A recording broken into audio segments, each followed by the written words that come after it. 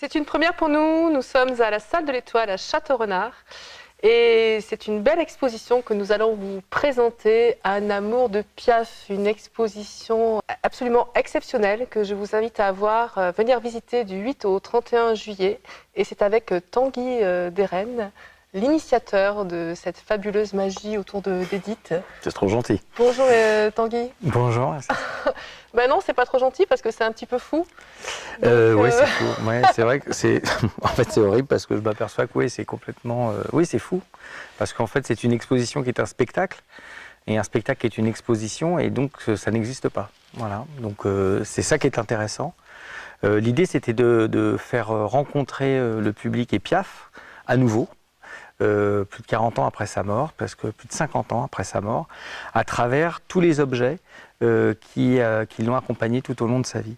Et pour ce faire, plutôt qu'une muséographie, on va dire, classique et un peu ennuyeuse, avec mon associé David Danesi, on s'est dit, tiens, on va construire des décors, on va installer des comédiens dans ces décors, et à l'intérieur, il va y avoir tous les objets de la vie d'Édith. Et donc, ce qu'on vous propose, c'est une flânerie, en fait, une déambulation de 1916 à 1961 à travers le siècle de Piaf et à travers sa vie. Voilà. Alors, c'est vraiment extraordinaire justement d'intégrer des comédiens à travers une exposition. Quelle va être, quelque part, la mise en scène, la scénographie? Mais oui, mais c'est, on va dire... C'est pas ma plus grosse angoisse, hein, j'en ai d'autres. Mais en fait, c'est très simple. Quand vous rentrez dans l'exposition, vous arrivez dans un très modeste logement à Belleville en 1915. Et là, il y a Louis Gassion, qui est un soldat de la guerre en permission et qui est seul avec sa petite fille, son bébé, qui s'appelle Édith Gassion et qui, bien sûr, deviendra Édith Piaf. Et vous rentrez dans ce décor. Et à l'intérieur du décor, tout fonctionne. La lampe à huile, le gramophone, il y a son costume de poilu pendu à une patère, etc. Lui, il est en costume ou en maillot de corps. Et suivant à l'heure où vous arrivez, soit il se rase, soit il lit le journal allongé sur son lit, soit il mange à sa table, etc. Et vous pouvez lui poser des questions. Il peut aussi décider de ne pas vous répondre. Évidemment, il est libre à l'intérieur de son décor.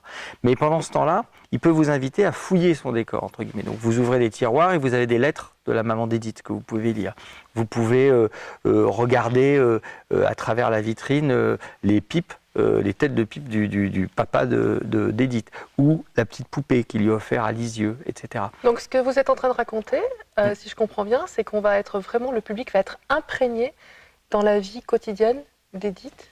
Tout à fait. Petite, à 61. on a pu la connaître. Ouais, à Piaf, de la môme à Piaf finalement, de l'enfant. Tout à fait. Alors le petit truc magique, c'est qu'il n'y a aucune technologie dans le show. Il n'y a pas de tablette tactile, il n'y a pas d'audio guide, etc. etc. Il faut vraiment rentrer à l'intérieur des décors, avoir le courage de dire aux comédiens « Pardon, je peux vous poser une question », etc. etc. Et on va dire c'est les spectateurs qui vont déclencher presque la mise en scène. La mise en scène. Voilà. Et donc voilà, on rentre dans un décor, on en sort, on rentre dans un second, on en sort, etc. C'est vraiment une petite déambulation, c'est au rythme de chacun, ça peut durer 40 minutes comme ça peut durer 1 heure. Et puis bien sûr, on présente tous les vêtements d'Édith sur scène, donc il y a une espèce de ballet des robes sur scène, lumière, donc les robes qu'elle a portées sur scène. Donc ce sont vraiment des originaux, des bien pièces sûr. originales. Toute cette idée de départ, en fait, c'est la rencontre que David et moi on a eue avec Jean-Paul Mazillier et Anthony Béraud, qui ont toute leur vie collectionné, protégé le souvenir de Piaf. Et notre rencontre avec eux a été déterminante. Ils habitent à Marseille. Jean-Paul est plus âgé qu'Anthony. Depuis les années 60, il voue à Piaf une véritable passion. Mais comme il n'agit pas comme un fan, on va dire, normal, il agit plutôt comme un gardien du temple. Il a rencontré Daniel et Marc Bonnel, qui étaient la secrétaire et le accordéoniste d'Édith. Et ils ont lié une profonde amitié. Et petit à petit, les Bonnel ont laissé à Jean-Paul et à Anthony quelques objets, 1 ou 2, 1, 3. Et puis à leur mort, dans les années 2000, Jean-Paul et Anthony ont hérité de cette collection qu'ils n'ont jamais voulu montrer, qu'ils n'ont jamais voulu vendre, et je leur rends hommage à ça, parce qu'il aurait fallu Il a fallu du courage pour, à un moment donné, ne pas vendre la voiture, par exemple, pas vendre une robe, ou, parce que ça vaut beaucoup d'argent. Et non, ils ont préféré voilà, garder ce souvenir et attendre l'occasion pour le montrer dans les meilleures dispositions. Et voilà, David et moi, on est arrivés, comme ça, on les a rencontrés. Vous les avez rencontrés comment Parce que c'est quand même assez extraordinaire cette rencontre. C'est une rencontre humaine. La vie, ouais, la vie. C'est la vie qui est extraordinaire. C'est une histoire de femmes. Moi, j'ai beaucoup d'histoires de femmes dans ma vie, au sens noble du terme. Et je travaillais pour Patricia Cage. J'étais le directeur artistique de Patricia. Et un jour, j'ai eu cette idée folle de créer Cage Chante Piaf, où je pensais que Patricia avait maintenant suffisamment de carrière pour pouvoir se confronter au mythe Piaf. Et en cherchant de quoi nourrir le show, j'ai lu dans la Provence un 24 décembre. Je m'étais allongé sur mon lit et avant de descendre dans la cuisine ouvrir les huîtres, j'ai voulu profiter d'un moment de calme. Je lis le journal et je vois, page 3, je crois, Jean-Paul et Anthony, ils veillent sur la vie d'Édith Piaf, quelque chose comme ça. Je dis non, c'est dingue. Et donc, j'ai réussi à les contacter, on est rentrés en contact, on s'est rencontrés, alors très méfiants les uns et les autres au début, évidemment. Et puis, gentiment, ils m'ont dit, ah, là, tu vas faire un contresens, tu vois, il ne faut pas chanter cette chanson-là après cette chanson-là, Edith l'aurait pas fait comme ça, etc. Je dis, comment vous le savez? Bah, viens, je te montre. Et puis, tout à coup, je vois les carnets d'Edith Piaf où elle marquait l'ordre des chansons, etc. Je dis, merde, c'est impressionnant. Bon, après, il me dit, ce serait bien que Patricia vienne nous voir pour qu'on lui montre des vêtements. Je dis, c'est quoi ces conneries-là, etc. Patricia, elle vient dans la maison de Jean-Paul, et là, il y avait les robes de scène. La robe du Carnegie Hall, la robe de truc. Bon, et du coup, grâce à Jean-Paul et Anthony, on a créé un show Cage Chante Piaf, qui a ses défauts. Hein. Je ne dis pas qu'on a créé quelque chose de dingue, mais qui ne faisait pas de contresens, voilà, qui ne heurtait pas le mythe Piaf.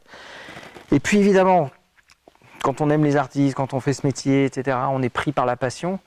Et je vais voir le film de Dahan, avec Marion Cotillard, je me dis, ah bon, c'est pas possible. Une vieille pochetronne ne peut pas avoir fait tous ses chefs-d'œuvre, ne peut pas avoir créé Montand, ne peut pas avoir mis le pied à étrier à Aznavour, etc. Il doit y avoir quelque chose dessous.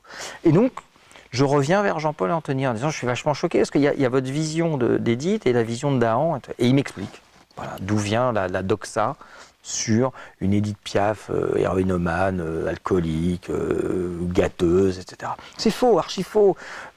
Simone Berthaud, qui était sa copine de galère dans les années 30, a écrit une biographie que tout le monde a pris, genre comme la Bible. Genre, bah, si Simone Berthaud a écrit ça, c'est que c'est vrai. Mais Simone Berthaud était analphabète, mythomane, bon voilà. Et puis surtout, elle a giclé de la vie de Piaf assez vite. Donc, c'est un tissu de conneries. Je n'ai pas honte de le dire. Alors, grâce à Jean-Paul et Anthony, j'ai cherché, j'ai lu les lettres, voilà, j'ai lu d'autres biographies. Et puis enfin, je suis tombé sur la femme que je cherchais, c'est-à-dire sans doute, à mes yeux, la plus grande productrice de chansons du XXe siècle. Et d'ailleurs, le New York Times a titré, dans les années 70, Piaf, la plus grande artiste du XXe siècle. Si les Américains disent que Piaf est la plus grande artiste du XXe siècle, alors qu'à mes yeux, ils en ont eu quand même une palanquée, il y a une raison. Et bien la raison, elle est simple. Être né en 1915 d'un papa artiste du cirque et d'une maman certes chanteuse, mais voilà, autant de Fréhel et Damien, et triompher à New York au Carnegie Hall et devenir le mythe Piaf, voilà. Incarner la France à tel point que quand il y a les attentats à Paris, en 2015, chante la vie en rose. Exactement, les artistes chantent la vie en rose, ils ne chantent pas la Marseillaise. Donc, comment on fait ça? On fait ça, d'abord, si on travaille énormément, et je crois que Piaf travaillait énormément, c'était un tyran. Cocteau l'appelait l'enfant monstre, je trouve ça hyper joli. Et puis surtout, on a un génie, on a du génie. Et elle avait du génie pour croire que Aznavour allait devenir une star internationale, que Montand allait devenir une star internationale, pour deviner que les compagnons de la chanson qui chantaient des chansons un peu catholiques, religieuses à Lyon, allaient faire le tour du monde, par exemple. Il faut quand même avoir une sacrée vision de son métier. Et puis, elle écrit La vie en rose, elle compose La vie en rose, elle écrit l'hymne à l'amour. Enfin, c'est quand même, c'est un artiste majeur du XXe siècle. Et je ne voulais pas qu'elle reste ad vitam cantonnée là où on l'avait cantonnée. C'est-à-dire, voilà, une espèce de « hey, ça va, alcoolique, etc. » Non. Voilà. grâce à la collection Mazilier-Béraud, grâce aussi à la croyance de David Danesi, mon associé, que j'appelle toujours mon Pierre Berger en me prenant pour Yves Saint Laurent, mais qui a cru en ce projet. Je crois qu'on peut enfin montrer aux gens la lumière, l'incandescence de Piaf. Et d'une manière très populaire. Notre show, il est tout sauf prétentieux. Au contraire, ce que je vous ai dit, on allume les lampes, on fouille dans les tiroirs, on met des disques, on écoute le siècle, les sabots de chevaux sur les pavés. Dans un autre monde, donc dans son monde à elle. Une machine à remonter le temps, le petit Amélie Poulain un peu, voilà, la boîte à musique. On rentre à l'intérieur de la salle de l'Étoile et pendant 1 heure, voilà, on a des yeux d'enfant. Et c'est ça qui me tenait à cœur, voilà, vraiment.